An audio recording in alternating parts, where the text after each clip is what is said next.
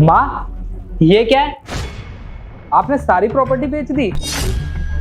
हाँ बेटा, मैंने अपनी सारी प्रॉपर्टी बेच दी। अरे क्या हो गया, तुम दोनों इतना चिल्ला क्यों रहे हो? अरे देखो ना, मम्मी ने ना सारी प्रॉपर्टी बेच दी, यहाँ तक कि ये घर भी बेच दिया। क्या? पर प्रॉपर्टी तो तुम्हारे नाम थी ना? हाँ, मेरे ही नाम पर थी, पर मैंने कुछ दिन पहले ना मम्मी के नाम पर कर दी थी, क्योंकि मम्मी तो घर पे रहती हैं। मुझे लगा इनके नाम कर दूंगा, कोई टेंशन ही नहीं रहेगी, पर इन्होंने ना सारी प्रॉपर्टी बेच दी। अरे मम्मी, आपने एक बार भी नहीं सोचा हम दोनों के बारे में कि हम दोनों कहाँ जाएंगे?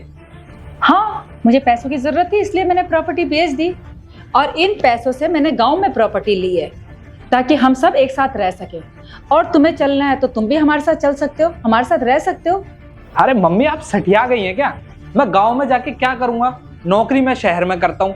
अच्छा, आप चाहती हो कि मैं गांव से अप डाउन करूं डेली? हाँ मम्मी जी, राहुल बिल्कुल ठीक बोल रहे हैं।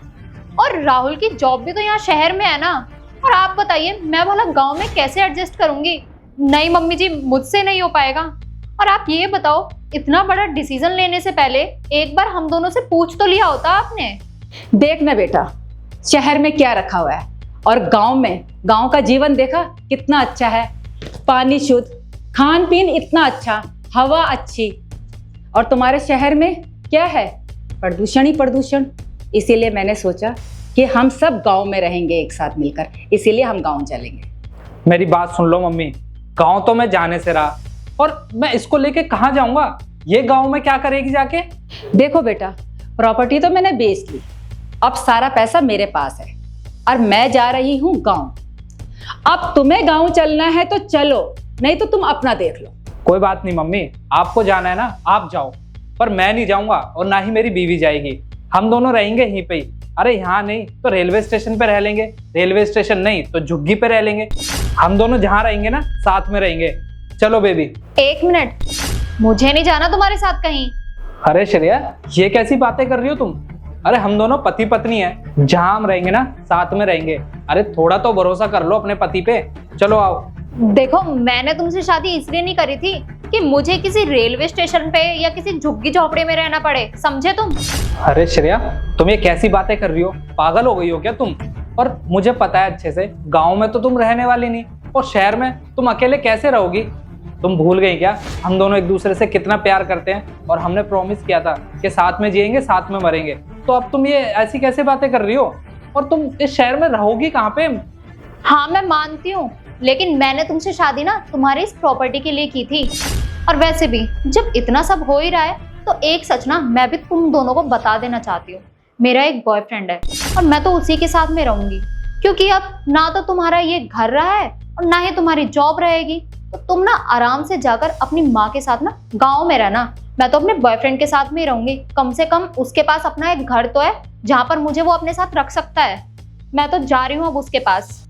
सही कहा था मम्मी आपने। आ गया ना इसका सच हमारे सामने। सच?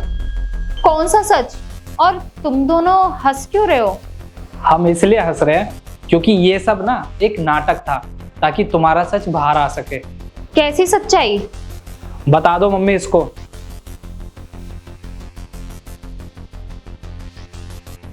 ये प्रॉपर्टी ना अभी भी मेरे नाम पर है, और हाँ, ये सब ना हमारा नाटक था, क्योंकि मम्मी ने ना तुम्हारे बॉयफ्रेंड से बात करते हुए सुन लिया था, इसलिए हम दोनों ने ये प्लानिंग बनाई। अरे हाँ हाँ बेबी, मैं भला उससे क्यों प्यार करूंगी? मैं तो तुमसे प्यार करती हूँ ना। बस कुछ दिनों की बात और है, ये प्रॉपर्टी मेरे नाम हो जाए, फिर उसके बाद ना तुम और मैं आराम से इस घर में रहेंगे। और मैं ना इन दोनों माँ बेटों को घर से धक्के मारकर बाहर निकाल दूंगी। क्या अभी? चलो ठीक है, मैं आती हूँ।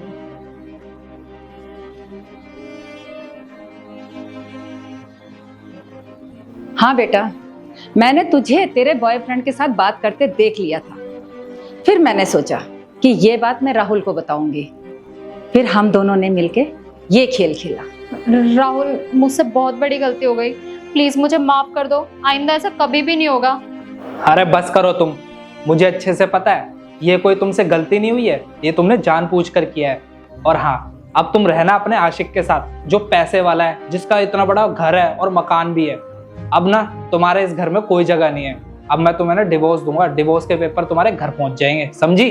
जाओ यहाँ से। नहीं राहुल, प्लीज ऐसा मत करो, मेरी बात तो सुनो। देखो, माफी की उम्मीद ना मुझसे मत करो। अब भलाई तुम्हारी इसी में, चुपचाप यहाँ से चली जाओ, जाओ।